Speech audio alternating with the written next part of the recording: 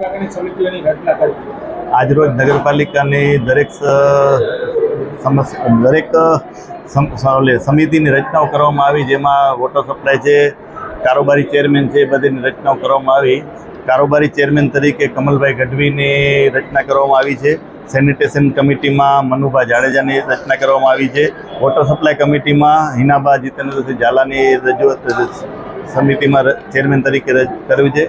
Drainage કમિટીમાં દિલીપભાઈ હરિયાનું નામ છે અને બાંધકામ શાખામાં જગતભાઈ વ્યાસ ચેરમેન તરીકે નિમણૂક કરી છે.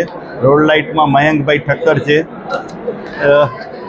સાંસ્કૃતિક કમિટીમાં ગીતાબેન પટેલ છે. એવી જ રીતે રૂલ્સ એન્ડ બાયોલેજ કમિટીમાં હરેશભાઈ મહેશ્વરી છે. બાગ બગીચામાં જાવેદભાઈ માજોઠી છે. પ્રોપર્ટી ટેક્સમાં સાવિત્રીબેન જાટ છે.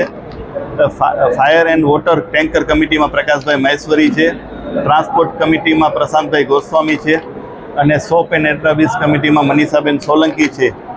એવી રીતે વિવિધ સમિતિઓના આજે ચેરમેન નીમવામાં આવે. ચેરમેન સાથે સાથે એમની પૂરી કમિટી પણ રજૂ કરવામાં આવી છે આજે. એ રીતે ખાસ કરીને હવે કમિટીની રચના થઈ ગઈ છે. આગામી દિવસોમાં પાલિકાનો વહીવટ કેવી રીતે આગળ?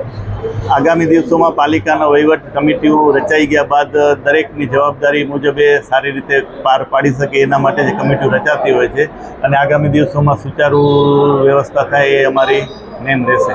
ખાસ કરીને સમિતિની બેઠકો હવે ક્યારે?